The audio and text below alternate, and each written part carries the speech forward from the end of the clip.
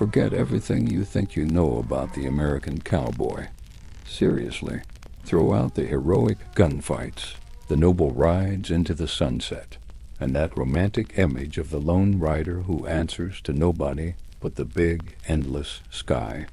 That's a myth, a story cooked up for dime novels and splashed across movie screens. The real American West was far grittier, infinitely more brutal, and way more dangerous than most of us can even imagine. The real enemy of the cowboy wasn't some outlaw in a black hat.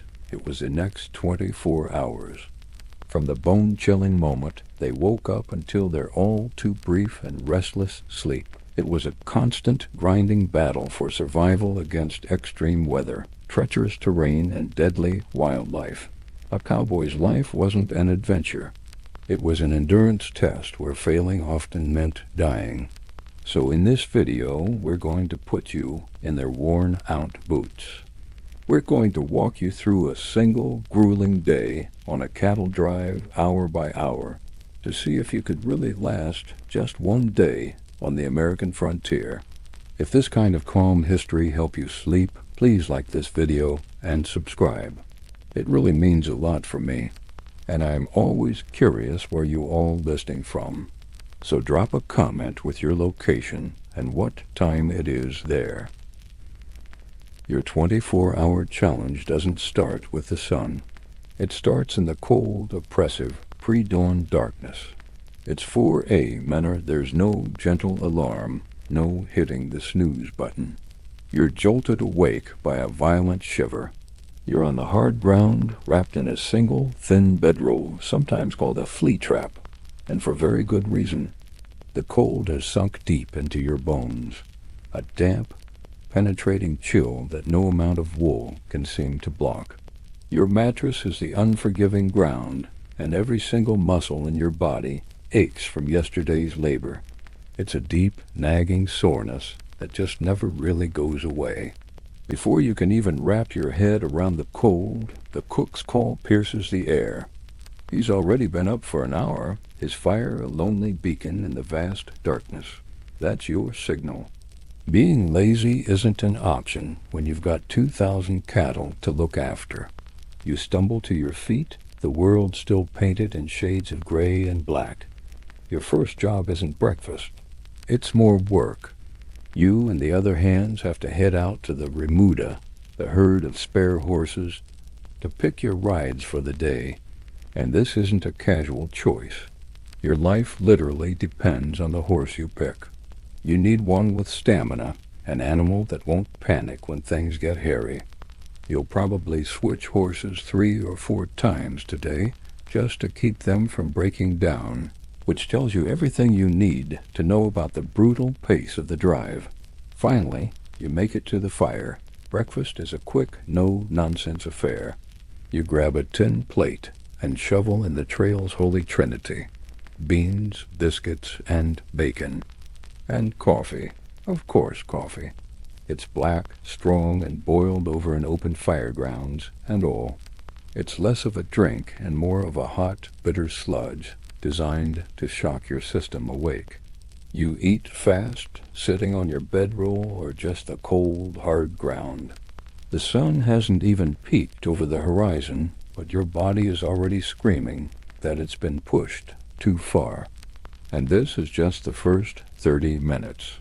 Your muscles are on fire, you're exhausted, and you're about to climb into a saddle for the next 14 hours. The day hasn't even really started, and already the frontier is trying to break you. As the first sliver of dawn cuts across the sky, the real work begins. The camp's quiet is shattered by the sound of a waking cattle herd low moans, the rustle of thousands of animals, and the sharp calls of the other cowboys. Your 14-hour shift in the saddle is officially on. You swing onto your horse, the worn leather of the saddle feeling both like an old friend and a painful reminder of the day ahead. The main job for the morning, and really the whole day, is to get the cattle moving. A herd of 2,000 to 4,000 longhorns isn't just going to amble along. It's a living, breathing, semi-wild force that has to be controlled. The trail boss rides at the point, leading the charge. Flank riders patrol the sides, constantly on the lookout for any steer that tries to make a break for it. But you, as the new guy, you'd probably get the worst job of all, riding drag. Stuck at the very back of the herd, you're doomed to spend your entire day in a thick, choking cloud of dust kicked up by 8,000 hooves. This isn't just gross, it's a real health hazard. The dust, a fine powder of dirt and dried manure, gets into everything.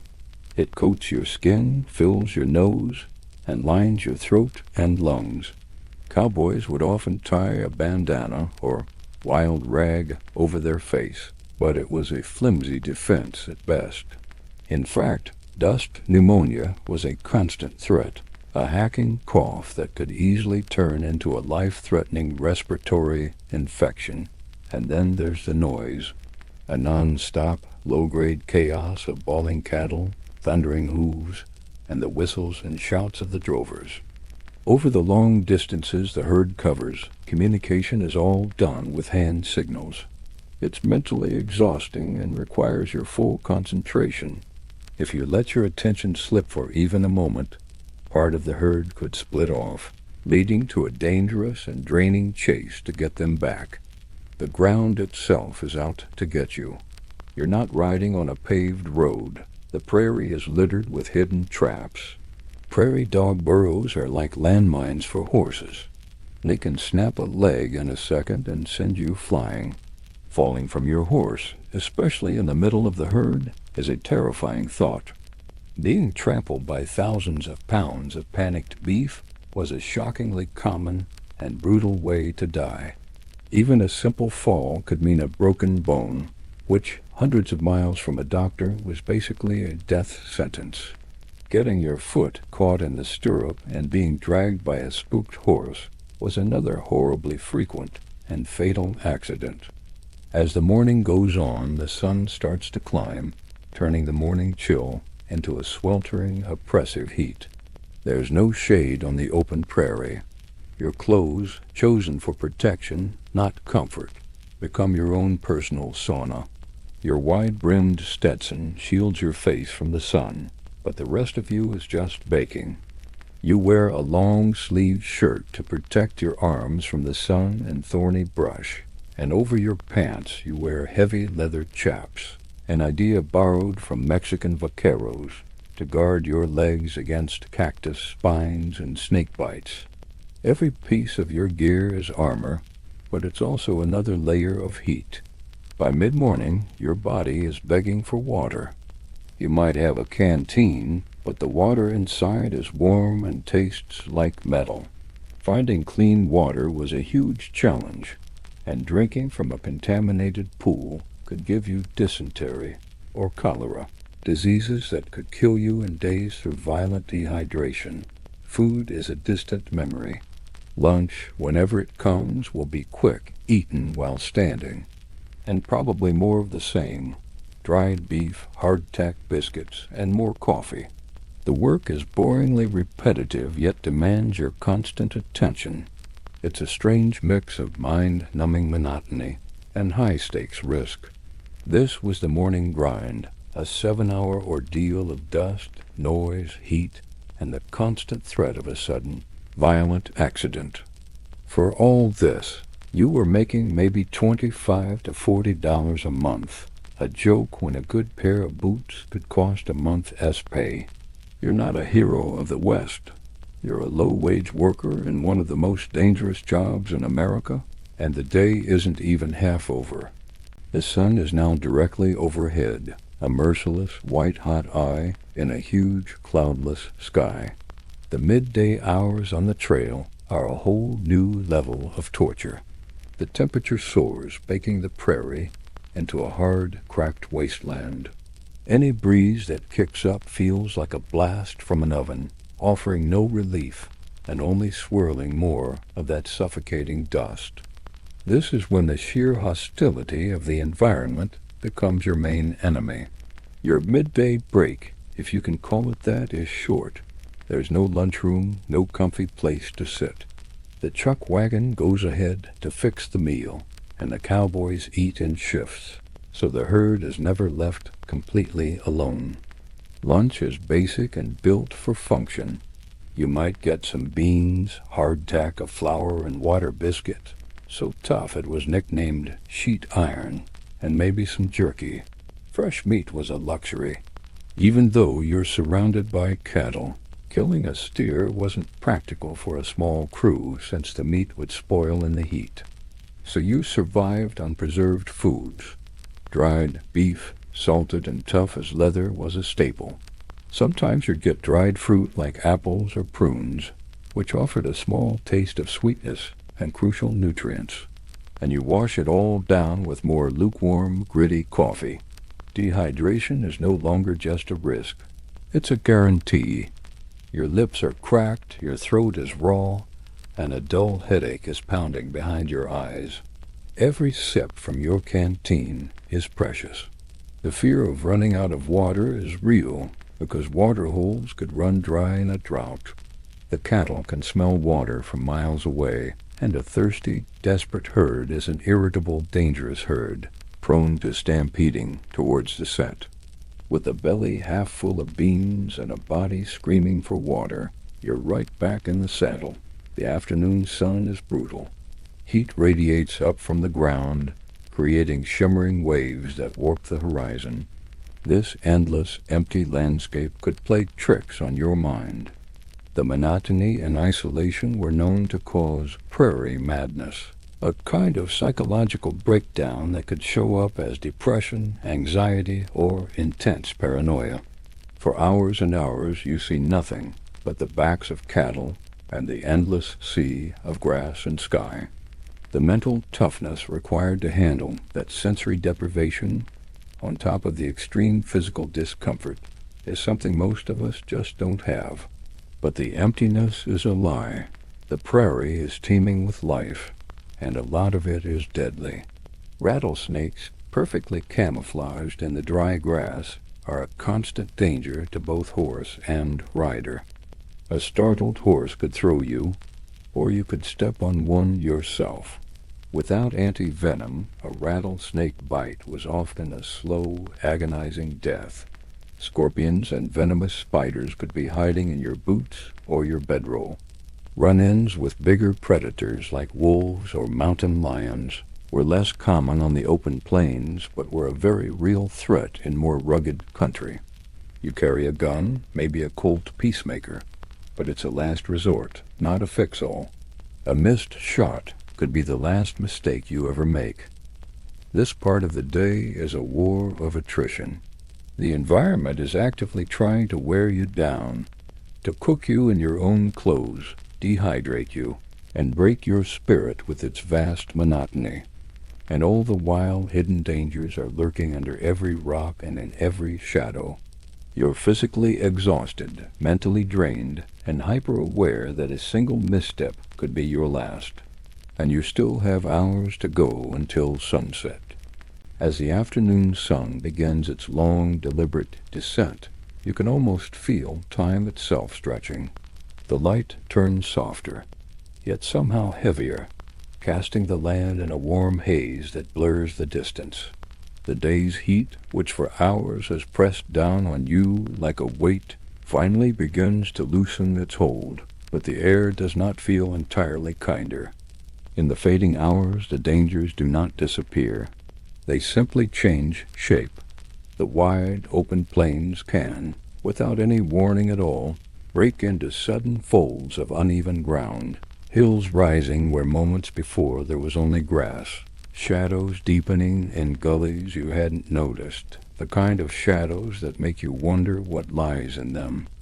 Above, the sky can shift in mood as quickly as a thought, from a calm, pale blue to a restless, swelling gray, the clouds building quietly, until they seem ready to spill something they've been holding all day. Of all the hazards a cowboy might face on the trail, the river crossing was the one that could sit heavy in the mind long before you reached it. From far off, water looks harmless, inviting even, a shimmer in the distance that promises relief from thirst, from dust, from the dryness that cracks your lips and coats your throat.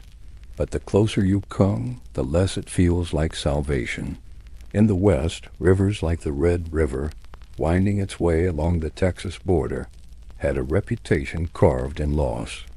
One trail driver, his voice flat and certain, once said the banks of the Red were marked by fresh graves more than in all other rivers combined.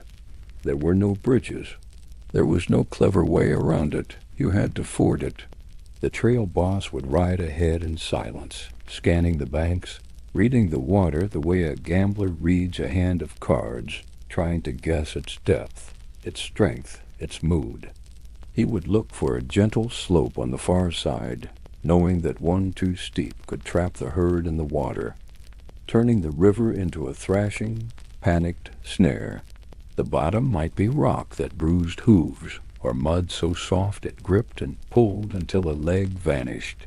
And sometimes there was quicksand, not the dramatic kind of stories, but the quiet kind, a slow pull downward that you barely noticed until it was too late. The cattle never wanted to go in. They smelled the water and balked, their bodies bunching together, muscles tensing. You would force a few lead steers forward, and then you would wait, holding your breath, hoping the rest would follow in their wake. When they did, the calm surface shattered. The current, stronger than it had any right to be, would seize both man and beast, dragging them sideways, turning them, pulling them under if they stumbled. A horse losing its footing could send a rider into the churning dark, where the weight of boots and wet clothes closed around him like a hand. And most cowboys back then could not swim. In a deep, fast-moving river, that truth was final. It did not argue. It simply took. If you survive the river, and that is never something you take for granted, you're still not safe. Not here. Not on the open plains where the land itself seems to hold its breath between one danger and the next. The river, with its churning currents and hidden depths, may be behind you, but ahead lies a far more unpredictable adversary, the weather. The weather on the plains is not like the weather in towns, or even the weather in the hills. It does not politely announce itself in the distance and give you time to prepare. It comes when it pleases, in whatever shape it chooses, and it can change in the time it takes to saddle a horse. Out here, a sky that seems so clear, so steady, can transform in minutes into a rolling, shifting mass of shadow and threat. You might begin the afternoon under a gentle warmth, the light falling soft across the grass, the wind no more than a faint brush against your cheek, and before you know it, that same wind sharpens into something restless, tugging at your hat, pushing at the tails of your coat, making the horses flick their ears and lift their heads in unease. The change usually starts small, almost too small to notice unless you've learned to pay attention. A faint smell of rain, maybe. The warmth, which has been pressing down all day, is replaced by a sudden, almost startling coolness, as though the air itself has been switched out for something from another place. The light changes too, not just dimming, but flattening, turning the colors of the land dull and muted. The sky begins to bruise, gray gathering at the edges until it spreads, and then the first real gust comes. It carries dust and dry grass, it rattles the loose gear on your saddle, and it makes the cattle shift nervously, bunching together, each one feeding off the unease of the others. And then, often without warning, the storm is simply there. The wind howls, pulling at you from every direction. The rain may come in sheets, heavy and slanting, or in sudden bursts that sting when they hit your skin. Sometimes there is no rain at all, just the wind and the electricity in the air, the kind that raises the hair on your arms and makes the metal of your belt buckle feel colder than it should. Lightning is the greatest fear in those moments. Out on the open prairie, there is nothing taller than you and your horse. No tree to draw the strike, no shelter to retreat beneath. The land is so flat that the sky seems to lean closer, and you become part of its target. A single bolt can tear the air apart with blinding light, followed by a crack so loud it seems to strike inside your chest. The smart cowboys, the ones who had learned through experience or by watching others make mistakes they didn't live to correct, would swing off their horses at the first sign of lightning, letting the reins drop, pulling the heavy pistols from their holsters, and tossing them aside. They would lie flat against the earth, arms out, feeling the damp cool of the ground seep into their clothes, hoping that the lightning would choose to dance somewhere else. But even when the lightning spared you, the storm still held another weapon. Thunder. A single sudden clap could be enough to shatter the fragile calm of the herd. Cattle are not brave animals. They are creatures of instinct, and instinct tells them to run from loud noises, from sudden movement, from anything that feels wrong. All it takes is one steer to spook. Maybe it jerks its head, maybe it stumbles, and the movement is noticed by the one beside it, and then another, until the wave of panic spreads through the entire mass. What begins with a few pounding hooves becomes a roar. 2,000 cattle, a sea of muscle and horn and weight, surge forward, no longer individuals but a single mindless force. The sound is like nothing else. The rumble of the earth under your boots, the deep, rolling drumbeat of thousands of hooves, the low, desperate bellows of the cattle as they run. The ground shakes, the air thickens with dust, and every living thing in the path is simply erased. A cowboy caught in that tide has no chance. The weight of the herd, more than 1,000,000 pounds in motion, will crush the air from his lungs before he can even raise his hands. The only way to face a stampede is to ride with it, not against it. You throw yourself onto your fastest horse, every muscle tight with urgency, the reins slick with rain or sweat, and you push your mount forward until it matches the speed of the herd. The world becomes a blur of movement and noise. You cannot hear your own breath. You cannot think of anything except the pounding of hooves around you, and the rhythm of your horse stride beneath you. You angle toward the front, inching your way into the space near the lead animals, your eyes stinging from the wind and grit. The goal is not to stop them outright. You cannot stop that kind of force, but to turn them just a little, so that the herd begins to curl in on itself. A wide arc becomes a tighter one, and eventually confusion replaces fear. The stampede slows not because you have overpowered it, but because it has run itself out. It is the most dangerous work a cowboy can do, and often it happens in the worst possible conditions. In darkness, in rain, over ground you cannot see, dodging panicked animals whose hooves could break your leg with a single misplaced step. If your horse stumbles, there is no time to recover. The herd will be upon you in seconds. The thought hangs in your mind the entire time, but you cannot let it take hold. You ride until it is done, or until you can ride no more. And this is only the late afternoon.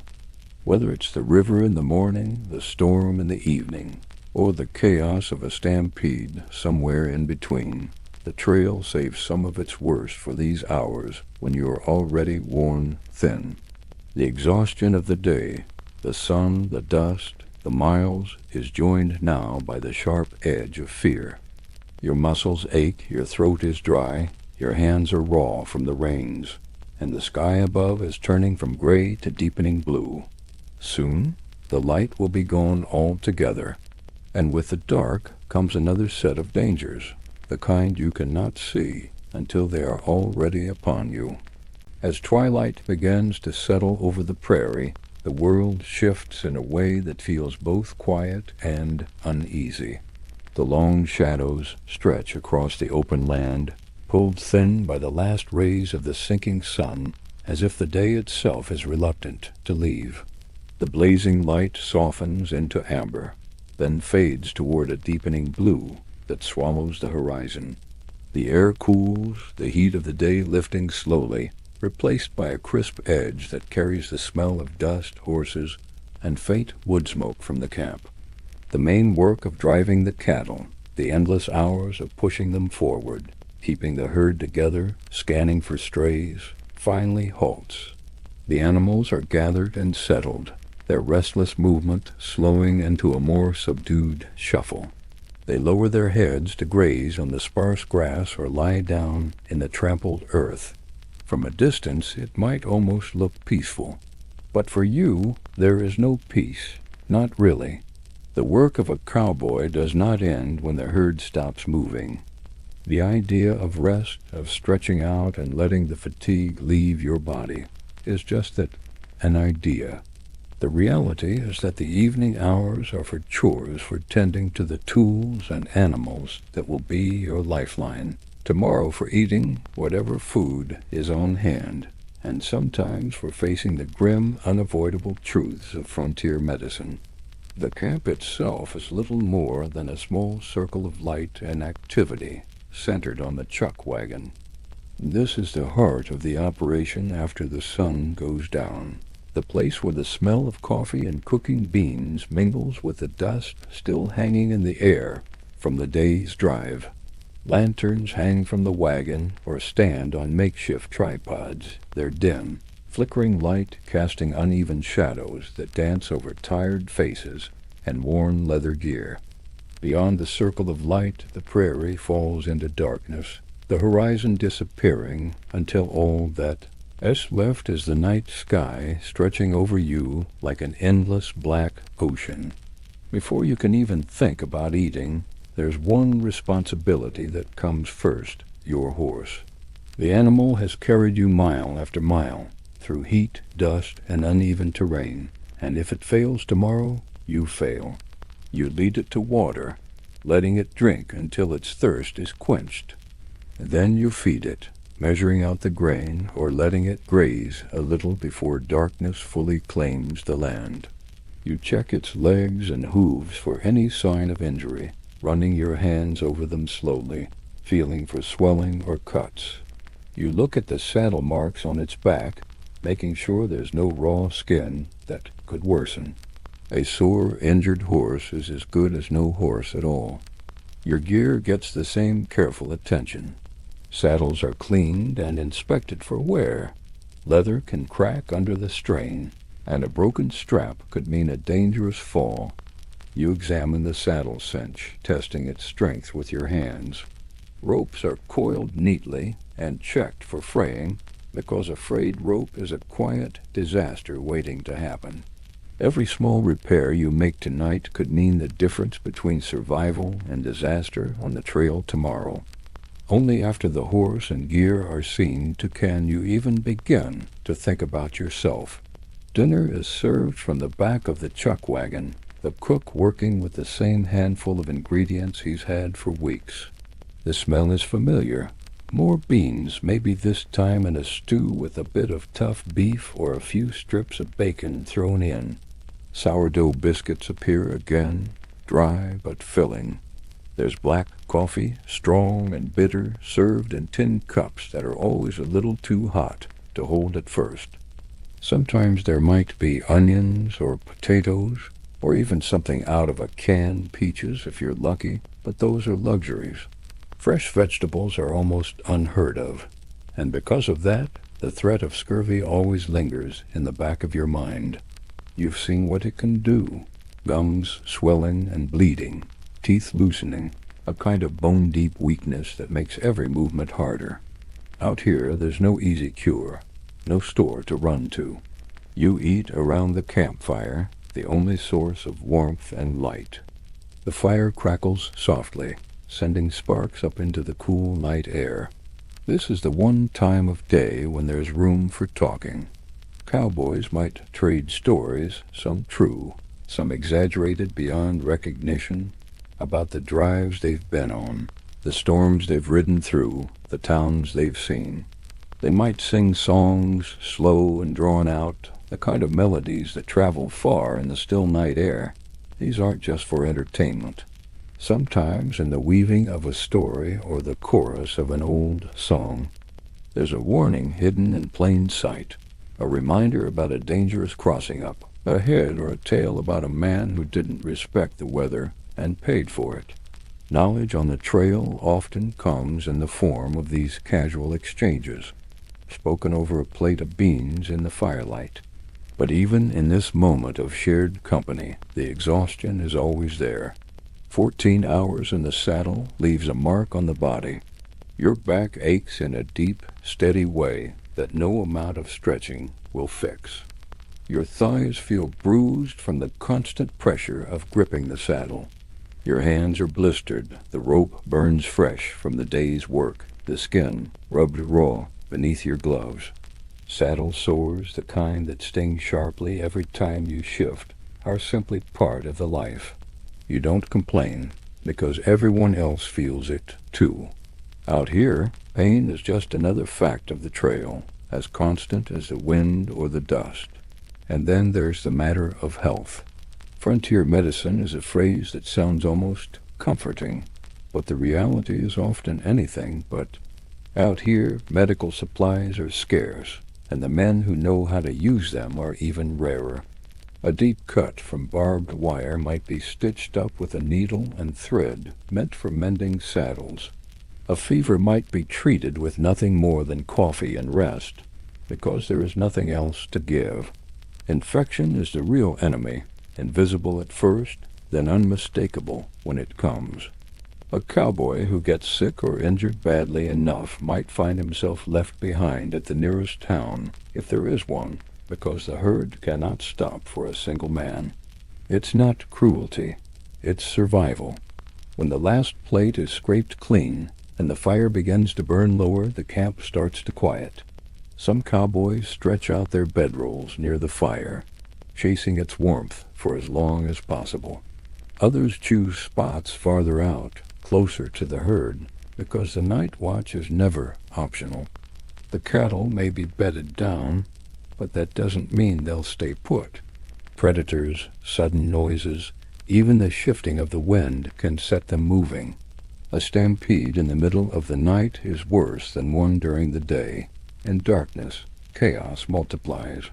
The night riders take their turns, moving slowly around the herd, sometimes humming or singing softly to keep the cattle calm. Above it all, the sky spreads wide and endless. The stars are so bright out here that it feels like you could reach up and touch them, your hand disappearing into the cold, glittering sweep of space. The moon, if it's full, casts a silver light across the land, turning the grass pale and ghostly. If it's new, the darkness is so complete you can barely see your own boots. Somewhere in the distance, a coyote might call, its cry carrying across the empty miles. The sound is lonely but fitting. Out here, everything is lonely in its own way. Sleep comes when it comes, in short stretches and fits and starts, always light enough that you can wake at the smallest sound. Because no matter how still the night seems, the prairie is never truly quiet. The work may pause, but it never really stops. And tomorrow, the sun will rise again, and the day will begin as it always does, with the herd, the trail, and the endless space stretching out ahead of you. This is also the time when injuries, those little nicks, cuts, and bruises that have been quietly building up all day, finally get a moment of attention, though attention is perhaps too generous a word for what really happens. Out here on the open range there is no doctor, no neat little office with polished instruments and antiseptic bottles, no reassuring smell of soap and clean linens. On a cattle drive, the closest thing you have to medical care is the cook, the same man who has been ladling out beans and frying salt pork over an open fire, who now doubles rather reluctantly as the camp's medic. His tools fit into a small, battered box, and his knowledge is less the result of formal training and more a collection of handed-down tricks, frontier folklore, and half-remembered remedies learned from someone who learned it from someone else. If you slice your palm open on a piece of wire, or tear the skin on your leg while mounting a horse, there will be no sterilized gauze, no clean surgical gloves, no kindly nurse to murmur comforting words. The cook might pour a little whiskey over the wound, if he can spare it, and then wrap it in a strip of cloth torn from an old shirt. The whiskey is partly for cleaning, but mostly for you to drink, so that you'll be too lightheaded to notice what's happening next. Even so, the sting will make you grit your teeth, and the throb will stay with you through the night. In these conditions, a small cut can quickly become something much worse. The constant dust works its way into every crack in your skin, and the sweat makes it cling there, forming a perfect breeding ground for infection. There are no antibiotics, no miracle pills to stop bacteria in their tracks. If the wound swells, if it starts to ooze, if the skin around it turns red and hot, the men will begin to look at you with that slow, grim shake of the head, because they know what might come next. In the worst cases, the flesh starts to die. Gangrene. The smell is something you will never forget, a sickly sweet rot that clings to your clothes and seems to follow you wherever you go. And if it gets that far, the only option is the one nobody wants to think about. A field amputation. A rough plank for you to bite down on, a saw heated in the fire, a few men to hold you still, and the cook or whoever has the steadiest hand, doing what must be done while you drift somewhere between agony and oblivion, the sound of the saw rasping in your bones. If you're lucky, you wake up alive. If you're not, you simply never wake up. But injuries aren't the only thing waiting to take you down. Disease, invisible and patient, is an even greater threat. Out here, sanitation is more an idea than a practice. You haven't bathed in weeks, not because you don't want to, but because there is simply nowhere to do it, and no time, even if there were. The little water you find is needed for the cattle first, and then for cooking, and only then, maybe, for washing your hands, if you remember. And even that water, well, it's often drawn from the same muddy pools where the cattle drink, where they wade and relieve themselves without a thought, turning the surface into a cloudy stew of hoof-churned silt and unseen microbes. It's the perfect recipe for sickness. Cholera can move through a camp like a ghost in the night, unseen but unstoppable. One man takes ill in the morning, doubled over with cramps and fever, and by evening 2 more have joined him. Dysentery is another frequent visitor, cruel, unrelenting, and utterly exhausting, leaving a man too weak to ride, yet forcing him to keep up with the drive regardless. And then there are the slower, more insidious killers, typhoid, smallpox, influenza. They arrive without warning, hitching a ride on the breath of the man next to you, settling into your lungs or bloodstream before you even know you've been marked. You live in close quarters with the other cowhands, eating from the same tin plates, drinking from the same coffee pot, sleeping side by side beneath the same threadbare canvas or the open sky. When one coughs, you all hear it. When one sneezes, you all feel the invisible spray settle on your skin. There is no such thing as isolation out here, no way to keep your distance, and once the sickness has begun its slow march through camp, all you can do is hope it spares you, though hope is in short supply. At last, as the final glow of the sunset fades, and the world settles into that quiet, silver-lit stillness of night, you unroll your bedroll on the hard-packed earth. You move slowly, not because you want to savor the moment, but because every joint protests, every muscle sends up a complaint.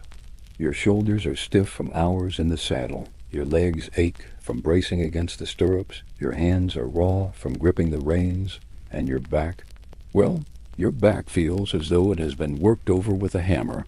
Your mind, too, is worn thin. It has been pushed and pulled all day between 2 extremes, the long, dull stretches where nothing much happens, except the endless plodding of hooves and the sudden bursts of chaos when a cow spooks and the herd threatens to scatter. You are caught between boredom and terror, and both are exhausting in their own way. You feel the dust on your skin like a second, coarser layer, clinging to the sweat that is dried in uneven patches. You can smell yourself, a mix of leather, smoke, and unwashed humanity, and you know the others can smell you too, though nobody says a word. There is no point. You are all the same. You are hungry, but not in the way that makes your mouth water. It is the kind of hunger that sits like a stone in your stomach, heavy and unsatisfied, the result of days of salt meat, beans, and whatever scraps the cook can put together. You know it is not enough to replace what your body burns each day, but there is no more to be had. And in the back of your mind is the quiet, persistent fear that any small cough, any scratch, any stomachache could be the start of something far worse, something that could end you long before the cattle reach their destination. You crave sleep, not just rest, but deep, dreamless sleep, the kind that would let your body knit itself back together, that would let your mind drift somewhere far away from the dust and the danger. But you already know you will not get it, because out here the night is not a time for safety. It is not a pause between days. The most dangerous hours have only just begun. Somewhere in the dark the cattle shift, a low, uneasy murmur running through the herd. The stars are bright above, but they do nothing to ease the feeling in your chest, that prickling sense that something could go wrong at any moment. And if it does, there will be no gentle waking, no slow start. There will only be the sudden, urgent scramble into the saddle, the shouts of the other men, and the pounding of hooves as you ride into the night, chasing down whatever threat has come calling. Your day is not over. It may never truly be over, not while the herd still moves, not while the trail still stretches on, and not while you are still breathing this thin, gusty air. You might be granted, if luck is on your side, 2, perhaps 3 hours of something that resembles sleep, though it is not the deep, velvety, unbroken rest you dream of, but rather a restless, shallow doze, broken up by the murmurs of the camp, the shifting of the cattle, and the occasional sharp crack from the embers of the fire as they slowly die away. And then, just as you've begun to sink into something deeper, a hand rests firmly on your shoulder and gives you a gentle shake, not rough, but insistent enough to pull you out of whatever dream you were clinging to. It's your turn for the night watch. The fire, once a lively circle of light and heat, has burned down now to a bed of glowing embers, their dull orange glow breathing faintly in the dark like the last heartbeats of a long day. Beyond that small halo of warmth and visibility, the darkness is complete. The stars above are scattered thickly across the vast black canvas of the sky, cold, and far away, their light too faint to push back the deep shadows pressing in on all sides. Out here, far from towns or lantern-lit streets, there are no half-lights, no comfortable grays. The world has shrunk down to just you, the shape of your horse waiting patiently nearby, and the enormous, living mass of the sleeping herd spread out in the gloom. Hundreds of slow, steady breaths, the occasional soft shuffle of a hoof in the dirt, a low grunt as one animal shifts its weight. Your job for the next 2 hours is simple to explain and harder to do. Circle the cattle slowly, steadily, quietly. Keep them calm. Watch for trouble. It sounds straightforward when someone says it in camp, in daylight, over the rattle of tin plates and the smell of coffee. But in the middle of the night, with the dark pressing in close and the air cold in your lungs, that simple task becomes something else entirely. It is a lonely, nerve-prickling business, this night watch. The silence is not the soft, restful kind you might imagine. It is heavy, almost solid, the sort of silence that makes every small sound feel magnified. A twig snapping somewhere off to the left, a faint rustle in the grass that might be the wind, or might not be. You strain your ears, trying to separate one noise from another, and each time you convince yourself it's nothing. Another part of your mind whispers that you might be wrong. Somewhere far out on the prairie, a coyote lets out a long, wavering howl, the sound carrying clear and sharp under the cold stars. It echoes in your bones, not because it is close, it is not, but because you know that other things are listening, too. This is the hour when predators are most active. Wolves move like shadows at this time of night, their paws silent on the earth, their eyes catching what little light there is. They are clever enough to know that a sprawling herd offers opportunities, a calf that has strayed a little too far from its mother, or a sick animal lagging behind. But wolves and coyotes are not the only dangers moving in the dark. There are human threats, too, rustlers who know that confusion and fear are their best tools. A sudden noise, a flicker of movement, and the cattle could be sent into chaos, and in that chaos, a handful of animals could disappear before anyone notices. Yet for all these dangers, the most dangerous thing out here at night is not the wolf in the grass or the rustler behind the ridge. It is the herd itself. In the daytime they are jumpy enough, but in the dark their instincts sharpen, their fear magnifies. They are prey animals, and every nerve in their bodies is tuned to react not after thinking, but immediately, violently. A sudden match struck to light a cigarette, a flash of lightning somewhere on the horizon, the sharp scent of a predator carried on the wind. Any of these could be the spark that turns stillness into catastrophe. A stampede in the daylight is terrifying. A stampede in the dark is something else entirely, a blind, unstoppable avalanche of muscle and bone and pounding hooves, moving as one mass, deafening and unstoppable, sweeping away anything in its path. You would have no chance to see it coming, no way to predict which direction it will go, no hope of outrunning it.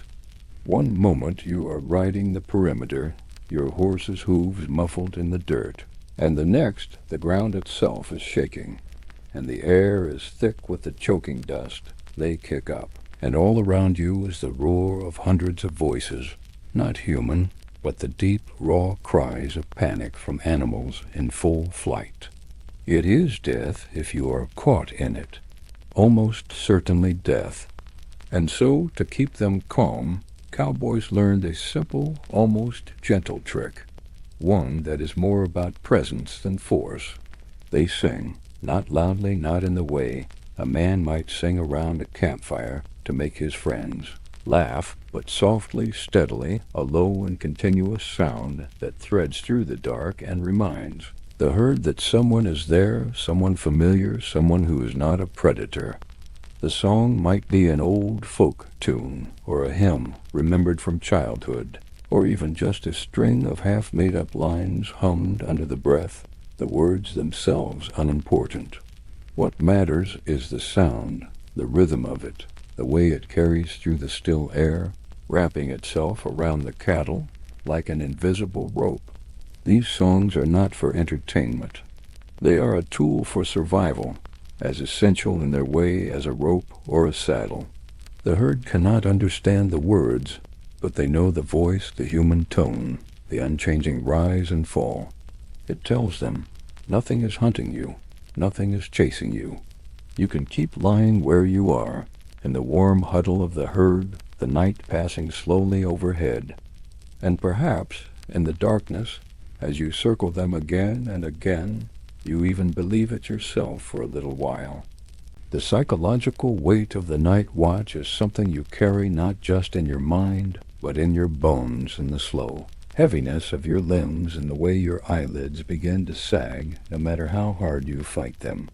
There is something uniquely exhausting about staring into a darkness so complete, so absolute, that it feels less like an absence of light and more like a physical thing pressing against you. The stars above are sharp and cold, but their beauty offers no comfort. If anything, their distance makes you feel smaller, more alone, as though you are a lone spark drifting in an ocean of black.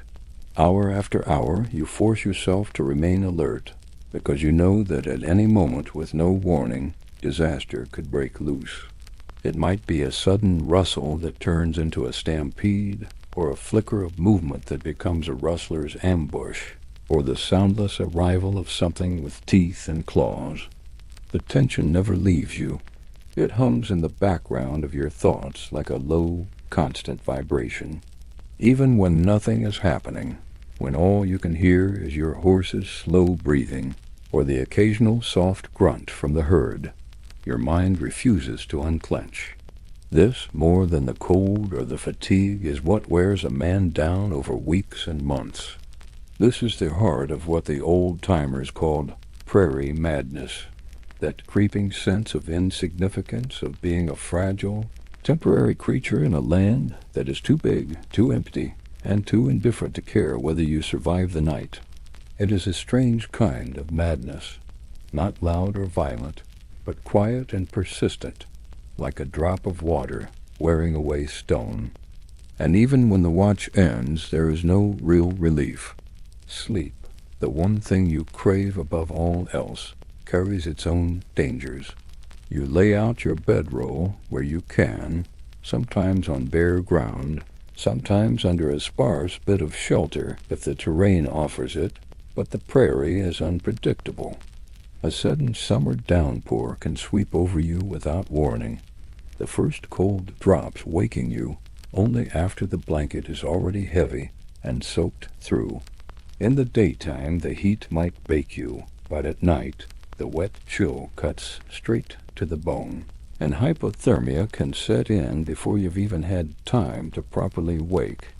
It's a cruel, paradoxical thing that in the very act of resting, you can edge yourself closer to death. Then there are the other quieter hazards, the ones that slither or scuttle. You must always be mindful of where you place yourself, because the prairie is home to creatures that do not welcome company.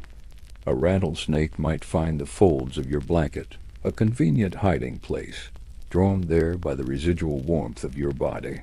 A scorpion could wander in, its movements so light that you would never notice until the sting, waking to either as a sharp, ugly surprise, and out here, far from any proper medical care, even a small bite or sting can become a deadly matter. When your 2 hours are finally up, you do not walk so much as drift back toward the fire, your steps slow, your legs heavy. The fire has died down to a few low coals, glowing faintly in the darkness, their warmth too small to reach you now. Another man rises from his bedroll, rubbing his eyes, pulling on his boots, and without a word he mounts up and rides out into the same vast darkness you've just left behind. You don't wish him luck, nobody does, but you think it all the same. You lower yourself into your bedroll, feeling the stiffness in your joints, the grit of dust against your skin, the way every muscle seems to sigh in relief at the chance to stop moving. You hope maybe for another hour or two of rest before the cook's call comes, that sharp, jarring break in the stillness at 4 in the morning, when the sky is still black and the air bites at your cheeks, and yet another day, identical in its demands and unforgiving in its pace, begins all over again. You have made it through 24 hours. You are still alive, still in the saddle, still able to take your place in the long line of riders as the herd moves on. But you have not beaten the frontier. You have not conquered it, and you never will. All you have earned in the quiet accounting of this endless land is a temporary pass. One more day in which to keep going, until the land or the weather or sheer chance decides that your turn has come. So, could you have lasted? Could you have handled the bone-deep cold of a 4 a.m. call, the choking dust of the drag, the maddening heat and thirst of midday? Could you have faced down a raging river, a violent thunderstorm, and the terrifying, earth-shaking chaos of a stampede? Could you have lived on a boring diet of beans and biscuits, knowing the nearest doctor was a world away, and a simple infection could kill you? Could you have handled the crushing loneliness and mental strain of the night watch? The life of a real American cowboy had very little to do with the romantic adventures we see in movies. It wasn't a life of freedom, but of relentless, back-breaking work. It wasn't a story of gunfights and glory, but of a constant, grinding war against the elements, disease, exhaustion, and the ever-present chance of a sudden, violent death from a dozen different directions. The cowboys who made it through this life weren't just tough. They were a different breed, with a level of physical and mental resilience that's almost impossible for us to imagine today. They survived not because they were heroes, but because they didn't have any other choice. So the next time you see a cowboy ride heroically into the sunset on screen, remember the reality for them. The sunset just meant a few hours of haunted sleep before the 24-hour battle started all over again.